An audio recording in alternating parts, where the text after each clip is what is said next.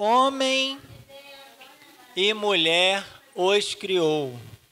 Homem e mulher os criou. Tá? Aqui é a terceira parte. Primeiro, imagem de Deus. Estão lembrados? Primeiro, imagem de Deus. Segunda parte, uno de alma e corpo. O homem é corpo e alma. E agora, homem e mulher os criou. Aproveitando a presença do Antônio com Evaci. Igualdade e diferença queridas por Deus. Aí, Rafaela, apaga o interruptor de cima aí. Esse, valeu.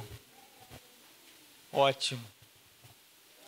Tem diferença tem igualdade entre homem e mulher? Sim ou não? Tem alguma igualdade entre homem e mulher? Tem diferenças? Vamos ver agora. Olha lá, igualdade e diferença queridas por Deus. Vamos ver no que eles são iguais e no que eles são diferentes. O homem e a mulher foram criados, quer dizer, eles foram queridos por Deus. Por um lado, em perfeita igualdade, como pessoas humanas. Então, a igualdade é o quê? Que o homem é uma pessoa humana e a mulher também é uma pessoa humana. Então, nisso, homem e mulher são iguais, certo? Por outro lado, em seu respectivo ser de homem e ser de mulher. Então, a igualdade está que ambos são pessoas humanas, mas um é pessoa humana como homem e outro como ser mulher. Muito bem. Ser homem e ser mulher está no ser. Não é só uma questão biológica, é uma questão de ser. Né? Aqui o catecismo fala em ser, quer dizer, a essência. Ah, eu vou fazer uma operação e pronto, agora sou mulher. Continua sendo homem. Continua sendo, porque não tem como eu tirar o ser homem. Está no ser, está na essência. Não é só uma questão biológica, por exemplo. É uma questão de ser. É uma realidade boa e querida por Deus. O homem e a mulher têm uma dignidade e que lhes vem imediatamente de Deus, seu Criador. O homem e a mulher são com a mesma dignidade, a imagem de Deus. No seu ser homem e no seu ser mulher, refletem a sabedoria e a bondade do Criador. Aqui é tranquilo, né? Distinção entre um e outro. Deus não é, a irmã Lúcia chegou. Seja bem-vinda, olelê. Seja bem-vinda, olalá. Paz e bem para você participar. Respira, irmã.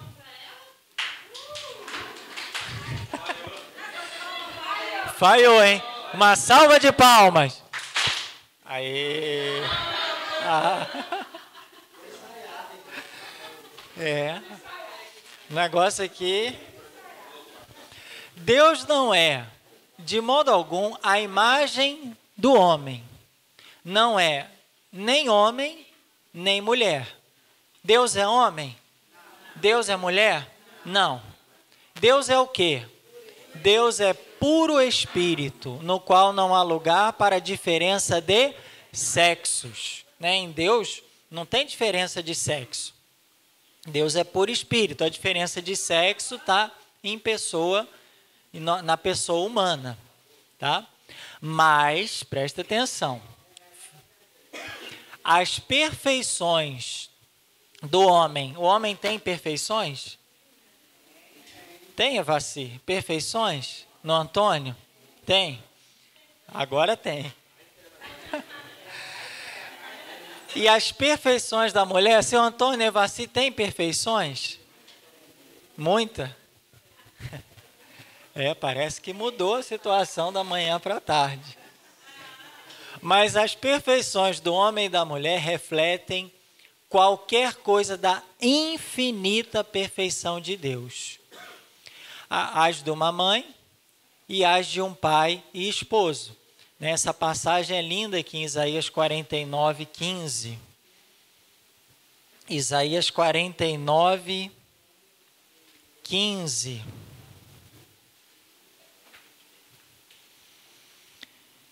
Pode uma mulher esquecer-se de seu filhinho a ponto de não compadecer-se do filho de suas entranhas? Mesmo que ela se esquecesse, eu, contudo, não me esquecerei de ti. Então, esse carinho, esse amor materno que tem a mulher é a imagem de Deus. Que mesmo se a mulher esquecer do filho de suas entranhas, Deus nunca vai esquecer da gente. É uma perfeição que Deus quis que fosse refletida nas mulheres que têm a graça de serem mães. A graça da maternidade é uma perfeição que vem de Deus. Vamos ver do pai agora, ou do esposo. Vamos para outro profeta agora, mais adiante um pouquinho, o profeta Oséias, no capítulo 11. Oséias, no capítulo 11. Ele está lá depois do profeta Daniel, o profeta Oséias 11.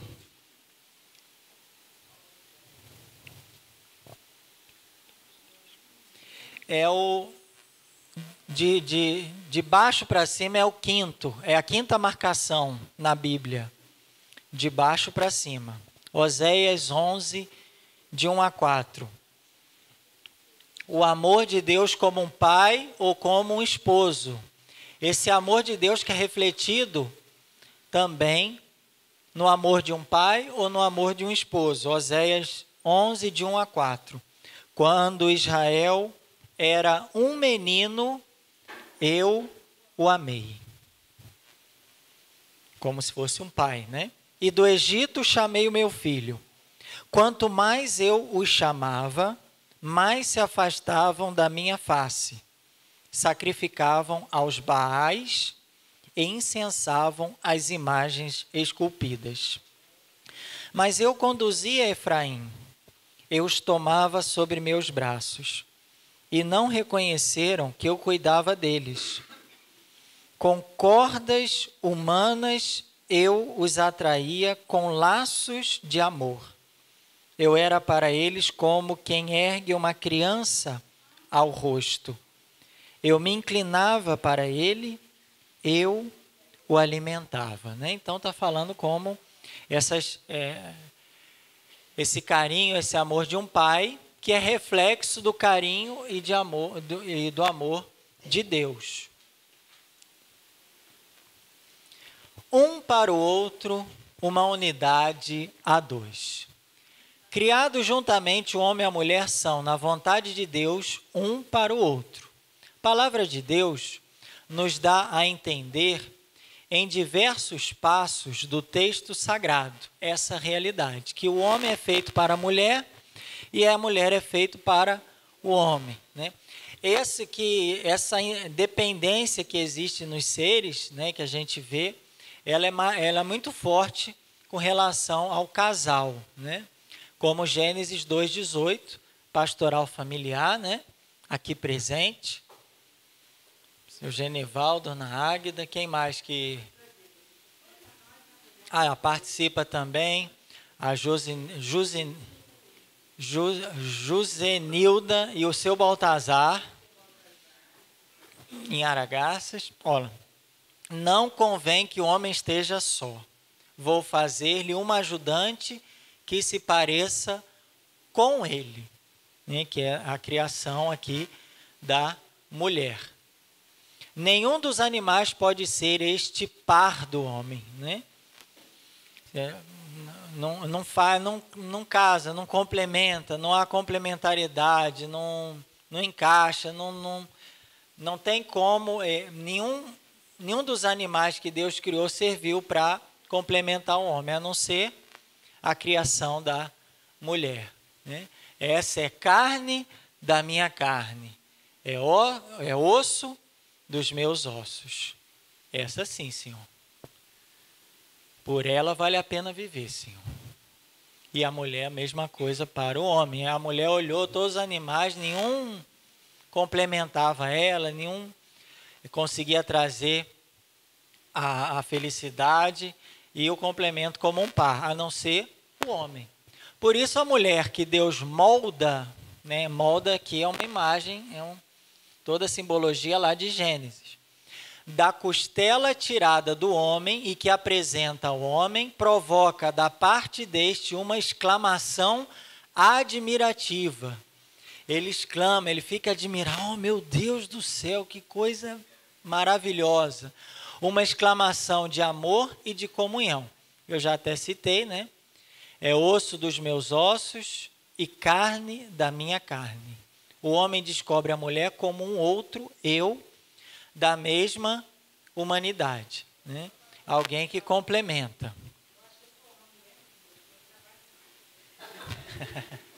O homem e a mulher são feitos um para o outro. Não é que Deus os tenha feito a meias, né? A metade ou incompleto. Deixa eu ver como é que está a tradução aqui, porque esse eu já puxei pela metade. Esse meias aqui é porque eu puxei lá do site do Vaticano e ele está em português de Portugal. Mas aqui na versão tá, não é que Deus os tivesse feito apenas pela metade ou incompletos, né? Não é que eu faço uma peça do quebra-cabeça, que é o homem, a outra peça do quebra-cabeça é a mulher. Aí quando junta, formam que... Não foi assim que Deus fez. Ou fez o homem à metade, ele só é completo quando está com a mulher. Não foi dessa forma também. Ele criou para uma comunhão de pessoas, em que cada um pode ser ajuda para o outro, uma vez que são, ao mesmo tempo, iguais enquanto pessoas, por isso que a expressão osso dos meus ossos, eles são iguais enquanto pessoas, e ao mesmo tempo eles são o quê? Complementares enquanto masculino e feminino. Nada mais, nada menos que São João Paulo II, né? Então, não é que Deus fez a metade e a outra metade é o homem. Não, eles são completos, são seres completos, mas que podem entrar em comunhão e podem se complementar. Não porque o outro tem necessidade, o ser humano já nasce com essa necessidade de comunhão, mas no homem e na mulher há um complemento aí. São iguais enquanto pessoas e complementares enquanto masculino e feminino. Eles são iguais enquanto quê? Enquanto que cada um é uma humana. Pessoa. Mas complementares enquanto um é homem e outro é mulher. Fechou. Um é o masculino e outro é o feminino. No matrimônio, Deus une de modo que, formando uma só carne, possam transmitir a vida humana. Crescei e multiplicai-vos, enchei e dominai a terra. Essa família aqui ajudou bastante nessa... Quem que é uma das filhas de 25? Santa Catarina de Sena. Muito bem. Bateu um recorde maior que essa família aqui. Transmitindo aos seus descendentes a vida humana, o homem e a mulher como esposos e pais cooperam na obra do Criador. Cooperam, porque Deus, para dar a alma humana, precisa uma cooperação do homem e da mulher para fazer aquela explosão interior, que é a fecundação.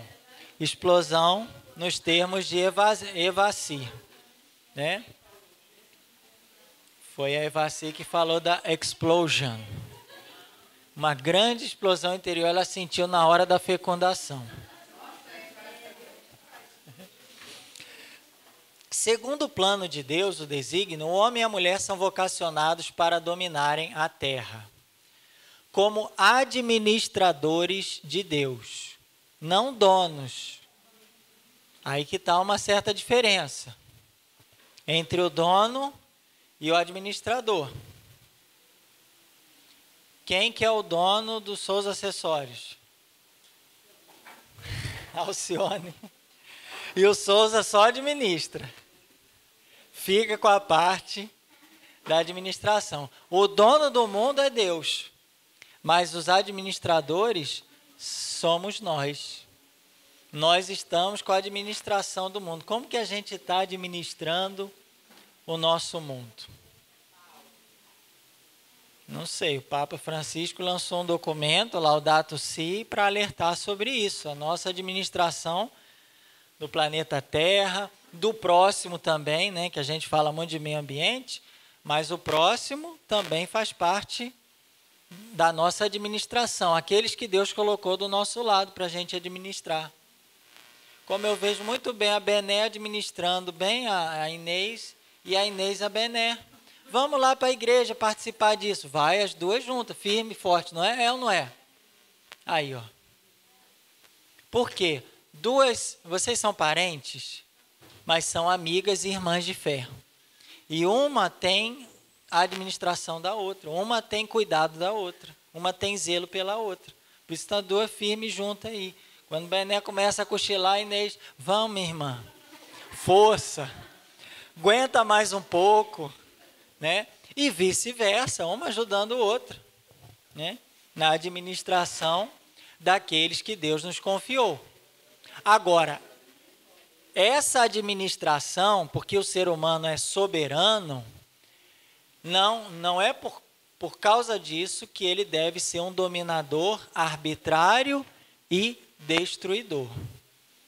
Uma coisa, ele é o ser mais complexo, mais importante da obra da criação, ele tem que administrar todas as coisas, mas não dominar de forma arbitrária, do jeito que ele quiser e de forma destruidora. Então, a imagem do Criador, que ama tudo que existe, que está lá em Sabedoria 11:24, o homem e a mulher são chamados a participar na providência divina em relação às outras criaturas. Daí a sua responsabilidade para com o mundo que Deus lhes confiou, né? Então, a gente também colabora com a providência divina. Como? Cuidando da nossa casa comum, do mundo que Deus confiou ao homem, né?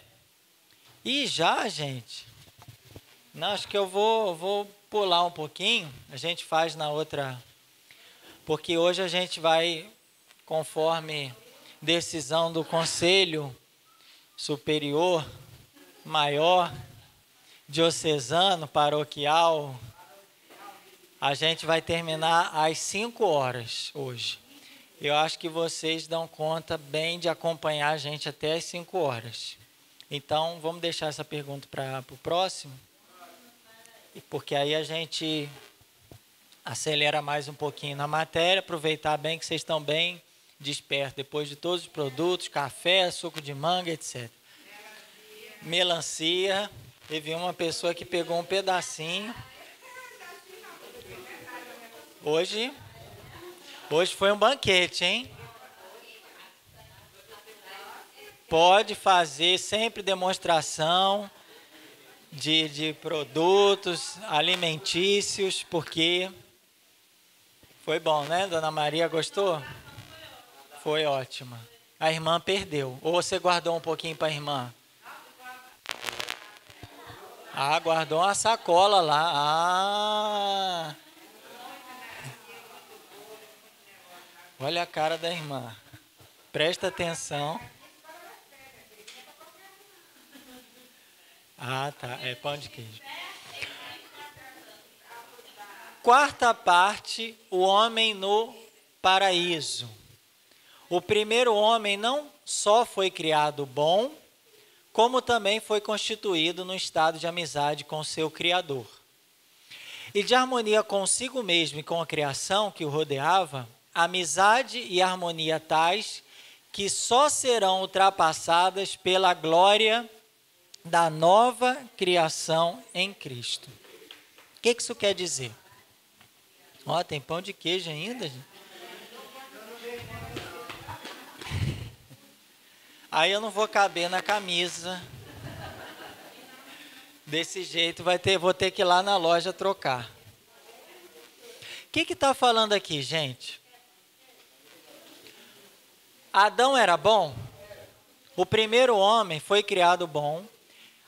Adão e Eva tinham amizade com Deus, com o Criador? Eles estavam em estado de amizade.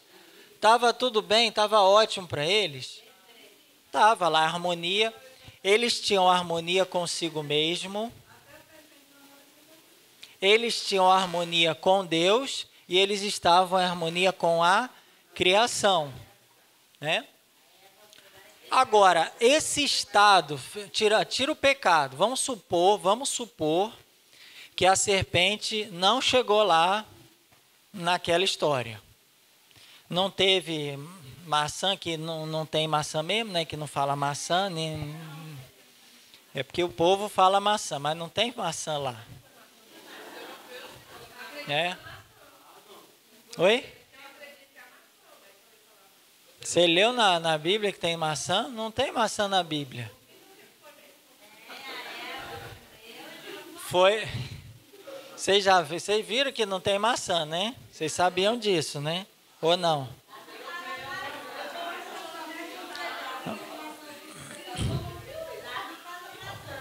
É. Ó. Lá fala fruto. Fruto. Aí puseram maçã, mas podia ser manga? Podia ser a jaca? É. Podia ser a melancia? Podia. Hein, Águida? Podia ter sido a melancia. É, aí colocaram maçã, ficou a tal da maçã na história, coitada, mas, né? O que acontece? Vamos supor que não existiu pecado, que a serpente não bateu lá, não teve maçã, melancia, nada disso, não teve isso. E Adão e Eva viviam nessa harmonia com Deus, com eles e com a criação. Vamos supor que estava tudo bem, né? O que o catecismo está falando? Veio Cristo, mas viu que estava tudo bem? Mas vamos supor que o verbo se fez carne da mesma forma. Essa novidade, esse estado, essa vida nova que Jesus veio trazer, ela ultrapassa, olha o que o catecismo fala, ultrapassa a glória e a vida boa e a amizade que tinha no início. Quer dizer o quê? Que em Cristo, quando nós vivemos em harmonia conosco, com Deus, com a natureza, enfim, em Cristo, essa harmonia, ela supera, ela é muito maior, muito melhor do que o paraíso. A harmonia que tinha lá no paraíso. Porque em Cristo, a graça que nós recebemos, a filiação divina, nós somos filhos de Deus, ela é muito, muito maior do que a graça e a harmonia, a amizade que tinha Adão e Eva no paraíso. Não é que a gente voltou a viver nesse estado de Adão e Eva, não. Agora, o estado que a gente vive, ele é muito maior do que o estado primitivo dos nossos primeiros pais. Então, vamos supor que eles estavam, né, num grau, né, numa escala. Eles estavam aqui, né, de amizade com Deus, né? Vamos ver uma escala aqui, né? Adão e Eva estavam aqui de boa, em estado de amizade com Deus, em harmonia com eles, né? Aqui Adão e Eva. Em Cristo, nós que vivemos em Cristo, superamos e muito, olha lá, ó. A vida que a gente tem, ó, isso aqui é em Cristo. A vida que nós temos, a harmonia que nós temos, a graça que nós temos de amizade com Deus, ela supera o grau de amizade. O problema é que Cristo está aqui, né? O problema é que o que aconteceu nesse estado? Depois teve a queda, caiu. Não foi? Isso aqui é o quê? É o pecado. O pecado deu essa queda. E aí Cristo veio restaurar. Só que ele restaurou muito mais do que o estado primitivo anterior. Não é que a gente voltou a viver igual Adão e Eva no paraíso. Adão e Eva no paraíso. Estamos de boa no paraíso. Não é que a gente está vivendo igual Adão e Eva no paraíso. Não, é porque em Cristo nós ultrapassamos essa amizade com Deus. Agora nós vemos Deus como que, nós falamos como que um amigo em Cristo. Em Cristo a graça, o Espírito Santo. Adão e Eva tinham recebido o Espírito Santo? Adão e Eva receberam o Espírito Santo? Não. Eles viviam em comunhão com Deus, mas eles não tinham recebido a unção do Espírito Santo. Não necessariamente. Não necessariamente, por isso que eu estou falando.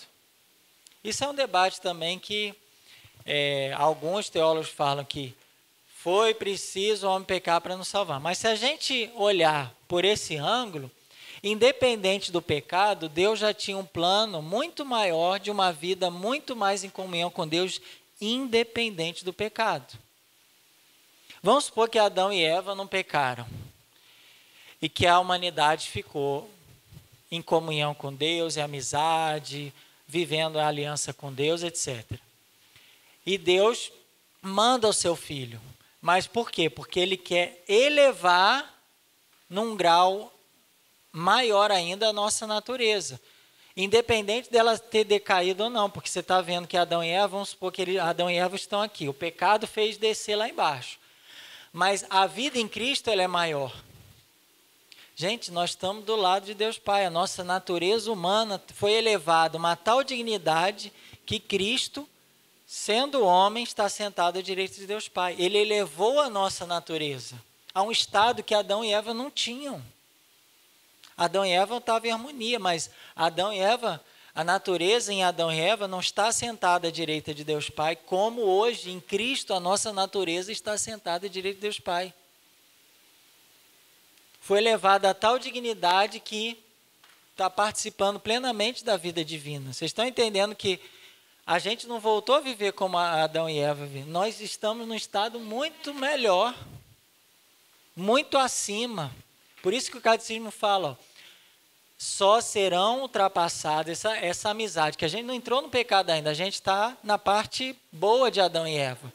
Mas essa harmonia, essa amizade, só serão ultrapassadas pela glória da nova criação em Cristo. Ou seja, a criação estava aqui, Adão. Aqui é a nova criação. Quem que está aqui? Cristo Jesus. Né? O novo Adão, que a gente viu lá, o segundo Adão. Aqui é o primeiro Adão.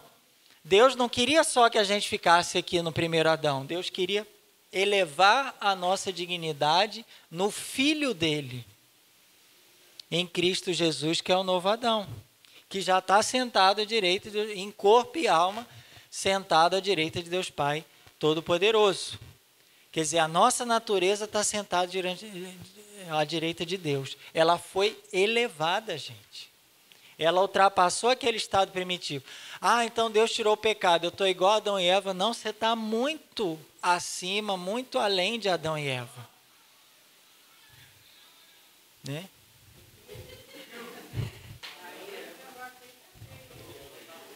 É o que? Adão e Eva que estão lá na... Só se for com esse barulho aí, só se for no centro de São Paulo que eles estão, porque no paraíso... Vocês estão entendendo, gente, que a nossa condição hoje em Cristo é muito maior do que a condição de Adão e Eva? Por isso que a igreja, interpretando de modo autêntico o simbolismo da linguagem bíblica, à luz do Novo Testamento e da tradição, ensina que os nossos primeiros pais, Adão e Eva, foram constituídos num estado de santidade e de justiça originais. Esta graça da santidade original era uma participação na vida divina. Quer dizer, eles eram santos? Originalmente, sim, falou ali, estavam no estado de santidade, gente. Eles estavam no estado de santidade. Eu perguntei, eles eram santos? Uai, mas se estavam no estado de santidade... Não, aí também é demais. É Águida, é 8 ou é 80. Ou está no... Ou é o inferno ou o céu.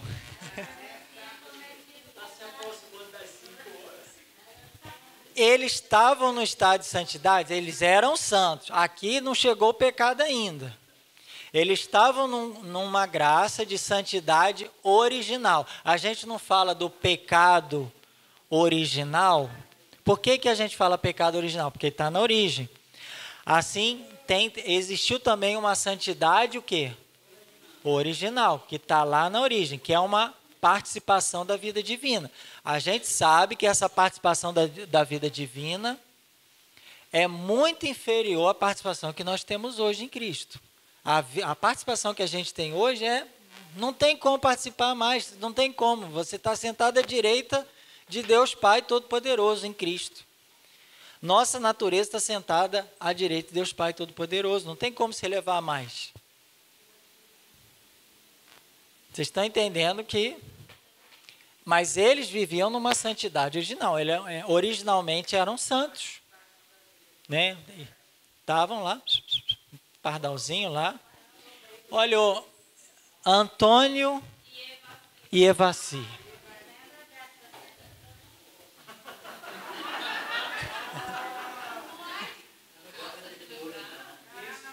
Não? É porque essa rosa tem também seus espinhos. Todas as dimensões da vida do homem eram fortalecidas pela irradiação desta graça. Enquanto permanecesse na intimidade divina, o homem não devia nem morrer, nem sofrer.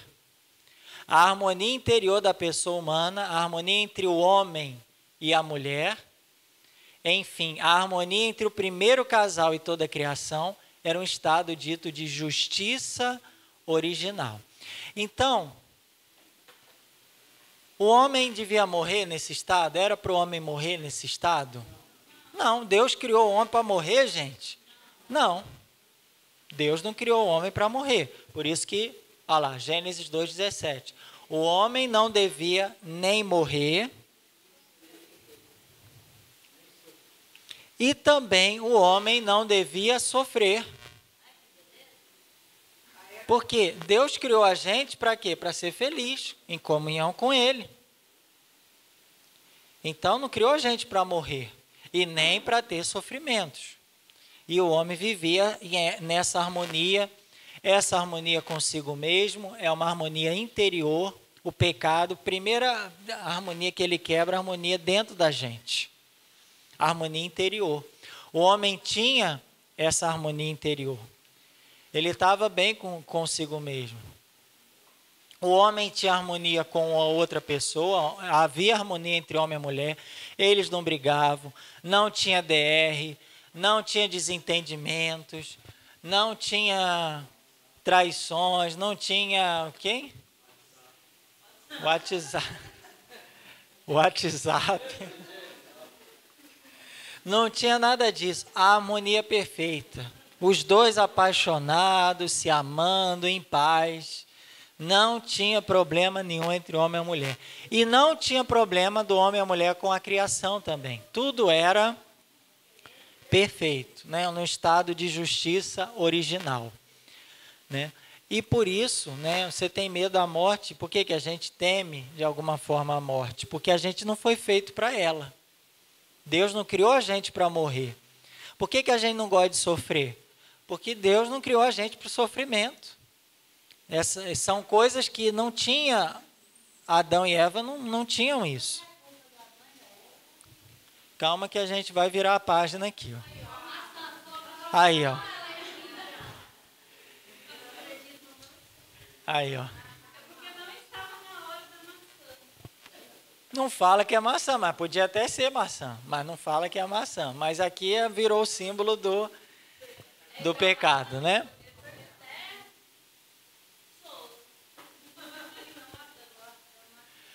O domínio do mundo que Deus tinha concedido ao homem desde o princípio, né? Deus falou, olha, dominai todas as coisas. A criação é para você dominar, né?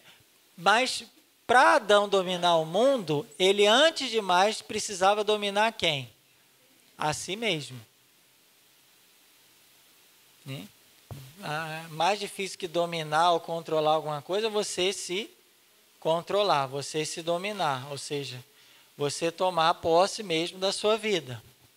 O homem era integrado, olha como é que coisa boa, era ordenado em todo o seu ser, porque ele não tinha a tríplice concupiscência. Que tríplice concupiscência era essa que o homem não tinha? E por isso tudo era ordenado, tudo era perfeito. Vamos lá ver na primeira carta a João 2,16. 1 João 2,16. Para vermos essa tríplice concupiscência Adão não tinha. Não fazia parte do mundo lá em estado de justiça original. Só tinha virtudes. Havia harmonia perfeita. Não tinha nem, porque o vício já vem depois, porque não tinha isso que a gente vai ler agora, que são o quê? O seu ser é ordenado, livre da tríplice concupiscência. Era livre disso. Não tinha isso. Qual que é a tríplice concupiscência? João vai falar, 1 João 2,16. Porque tudo o que há no mundo, vamos lá, o desejo da carne, o desejo dos olhos e a ostentação da riqueza não vem do Pai, mas do mundo. O Pai que criou, o Pai não vai colocar isso no homem, porque isso aí não vem do Pai. Isso já é consequência de um outro estado da humanidade, do homem. Que a tríplice concupiscência são como a gente pode dizer, as raízes do pecado. As raízes do mal, a raiz do pecado. Que é o desejo da carne, o desejo dos olhos e a ostentação da riqueza. Ou como o catecismo fala aqui, os prazeres dos sentidos, né? O homem, né? Os sentidos trazem prazer para o homem, né? O homem olha, né? Sente prazer, busca o prazer pelo olhar, pelo ouvir, por, né, degustar. Aí vem a gula, por exemplo, é o prazer da gula, que é o paladar, busca prazer em comer. O cheiro, né? Dependendo do cheiro, né? Traz um prazer para o homem e para a mulher, vice-versa, né? E o prazer no tato, né? O prazer dos sentidos, quer tocar, né? Quer pegar, quer tocar, né? Então, o prazer dos sentidos. Outra concupiscência, a ambição dos bens terrenos, né? O homem quer sempre mais e mais, ter mais coisa, quer mais ainda. E outra é a afirmação de si mesmo contra os imperativos da razão, né? Que é a soberba. O desejo da carne seria, então, o prazer dos sentidos, né? Ou dos olhos. A ambição dos bens terrenos é o desejo dos olhos e a afirmação de si é a ostentação da riqueza. Ele quer ostentar, ele quer, né, o orgulho, ele quer se mostrar, ele quer ser mais do que o outro, né? Então, esses três raízes de todos os maus. Desses três já vem os 7 pecados capitais, e dos 7 pecados capitais já vem todos os outros pecados. Tem raiz nessa tríplice concupiscência. Que a concupiscência, gente, é pecado ou não? E aí? O vício já é depois do pecado, porque o vício é o quê? É a repetição, né? É o peco de novo e de novo. Então, a pessoa que está viciada é a pessoa que... Mas é a concupiscência. Por exemplo, você desejar ter prazer no sentido não é o pecado, mas buscar o prazer pelos sentidos, sim. Porque para ter pecado, a gente vai ver isso com detalhes, né? Mas eu tenho que saber que é pecado, querer, com a minha vontade eu quero, e realizar, fazer o ato em si, né? O ato em si do pecado. Quando eu só tenho esse prazer dos sentidos, né? Os sentidos me atraem, o pecado, o mal me atrai, o pecado me atrai, mas eu falo, não vou comer o pudim. Eu estou sendo atraído por essa concupiscência, né? Por esse desejo, mas eu falo, eu não vou comer, eu peco ou não? Se eu falo, eu não vou comer, não, e eu não como, não peco. Mas eu não senti agora, se eu alimento também, eu vou continuar pensando no pudim, aí já sou eu que estou pecando. Entendeu? Ela é raiz do pecado, mas ainda não é o pecado em si. Porque para ter o pecado em si, depende de mim. Só ter prazer nos sentidos não é pecado. Porque senão a gente nem comia nada. Se a gente, de alguma forma, tivesse prazer no comer, né? Querer as coisas da terra, né? A ambição dos bens terrenos, ela em si está lá. A ambição está lá. Mas a partir do momento que eu quero, que eu consento, né? Porque tem que ter o consentimento, aí eu caio no pecado.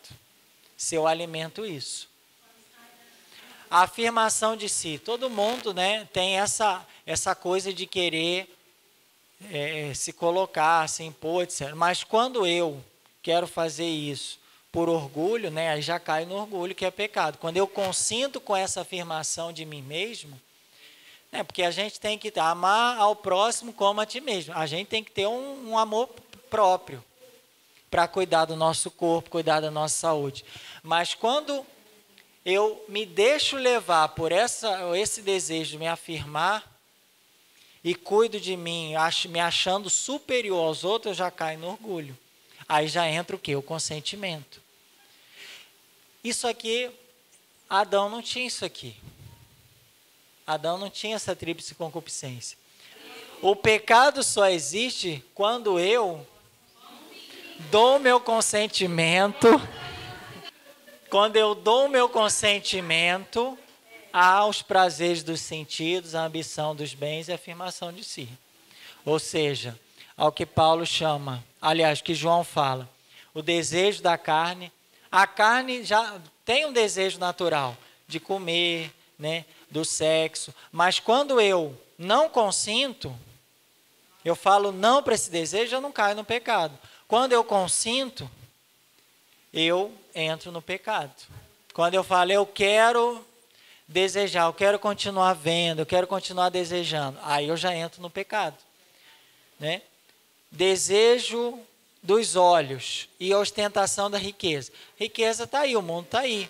A gente precisa de coisas para viver, mas quando eu deixo esse desejo tomar conta de mim, eu não posso passar na frente de uma loja que eu quero comprar, passo na frente de outra, eu quero comprar,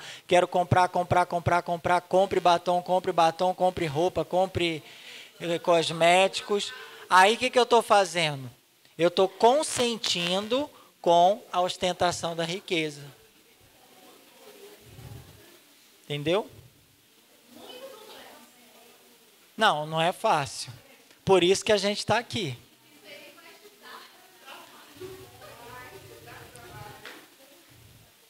Porque, assim, vocês vão entender isso melhor. A gente vai entender melhor quando... Só um pouquinho, gente. A gente vai entender melhor isso aqui quando entrar no pecado. Porque a gente tem três condições para que uma coisa seja pecado.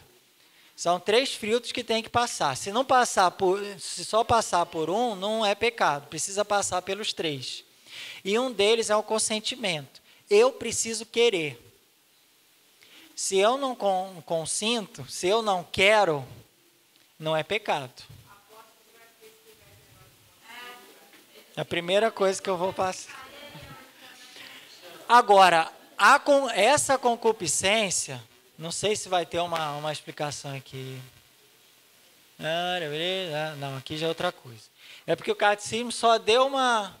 Ele abriu uma janelinha e deixou a gente... Mas não, o catecismo só, a princípio só está falando isso. O que o catecismo está falando? Que Adão e Eva, neles, naquele estado de santidade original, eles não tinham a tríplice concupiscência. O que é concupiscência? Inclinação para o mal. Eles não tinham isso. Nós temos essa inclinação para o mal? Temos. Como? Através dos sentidos, a ambição dos bens terrenos e a afirmação de si mesmo. Que é o orgulho, né? Só que o orgulho não é... Porque o orgulho é pecado. Então, nós temos prazeres nos sentidos? Temos. Mas ter prazer no sentido não é pecado. O pecado é você consentir. Quando você quer comer, você entra na gula. Vocês estão entendendo? Você ter prazer nos sentidos, os desejos da carne em si, não são pecado, mas é pecado quando você consente com eles. Porque você não tem prazer em comer? O casal não tem prazer no sexo?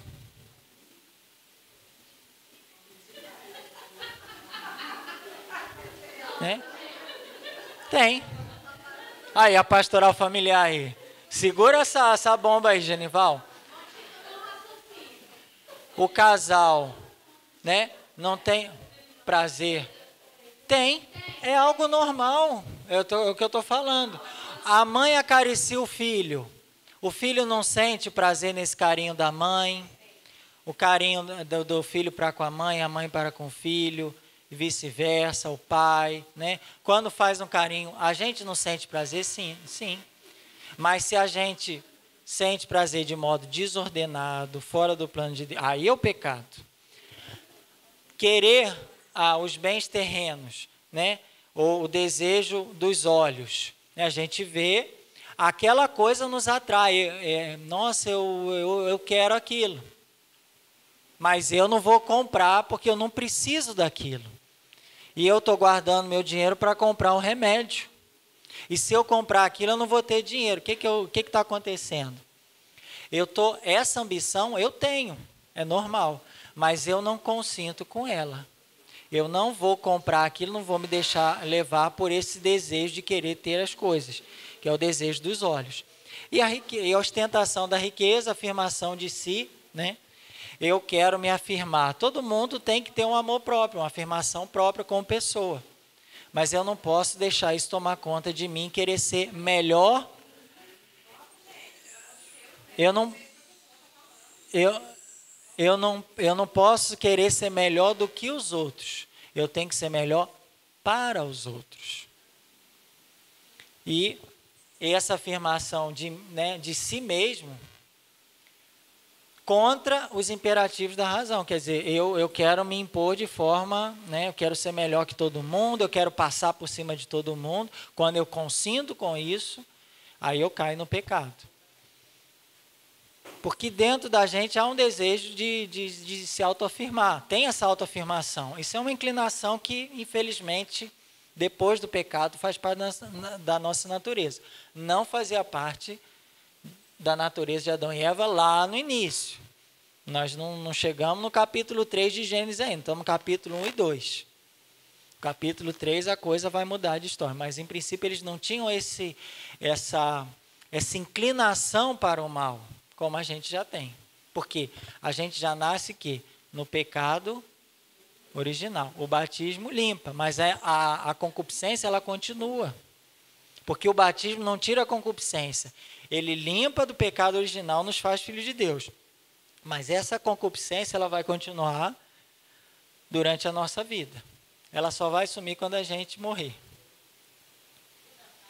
Só que ela é a raiz do pecado, mas ela ainda não é o pecado. É isso que eu quero que vocês entendam. Porque para ser pecado tem que ter outros detalhezinhos que a gente vai falar sobre eles melhor. Eu dei um que é o consentimento.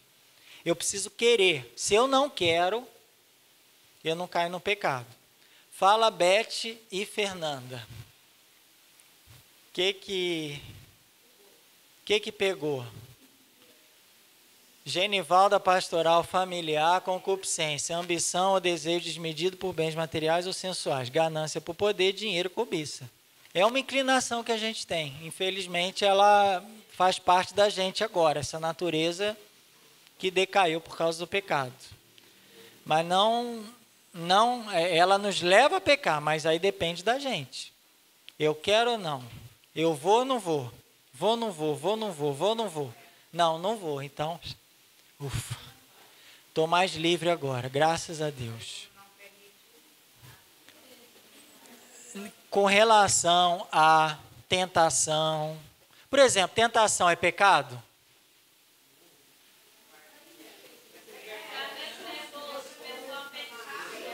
Não, a tentação em si, ela é pecado?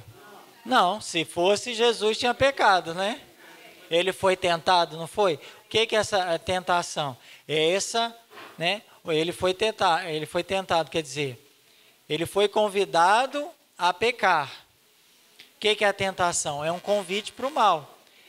Eu posso aceitar ou posso falar, não, eu não vou não, desculpe, mas eu não vou aceitar esse convite, né? Por 3 vezes o demônio tentou a Jesus, ou seja, ele fez esse convite. Se queres, né? Se és filho de Deus, joga-te daqui. Se és filho de Deus, não sei o que. Ele fez o convite. Jesus falou, não, eu não vou aceitar isso. Jesus foi tentado, mas ele não caiu no pecado, né? Ele não cedeu à tentação. O que é o pecado? Quando a gente cede à tentação, às inclinações aí. A concupiscência seria como uma espécie de tentação que a gente tem em nossa natureza, que é essa inclinação ao mal. Tem a tentação, que a gente chama tentação próprio do demônio, né? Tentação. E tem essas inclinações ao mal, tem esses convites, essas inclinações que são próprias do nosso estado de pessoas que já nasceram no pecado original, que já vieram depois do pecado dos nossos primeiros pais. Mas sobre pecado, se tiver uma pergunta sobre pecado, mais precisamente, fica tranquilo, porque na parte do pecado, aí a gente vai falar tudo o que a igreja fala e vai explicar, tá? A princípio é só para saber que Adão e Eva, no estado original, antes da queda, eles não tinham essa tríplice concupiscência, que é essa inclinação para o mal, com relação aos sentidos, a ambição dos bens terrenos e a afirmação de si, né? Ou como João fala, São João fala, isso aqui é muito bom porque serve até para o nosso exame de consciência também, né? 1 João 2,16. O desejo da carne, o desejo dos olhos e a ostentação da riqueza, né? Então, vê nesses 3 âmbitos se a gente está cedendo a essa inclinação, aceitando o convite da inclinação ou não, né? Relação aos sentidos, como é que a gente está? Com relação às coisas e com relação a nós mesmos, né? Então, o desejo da carne, os nossos sentidos, a ambição dos bens terrenos, né, das coisas, e com relação a nós mesmos, né? Como que nós estamos em relação a isso tudo.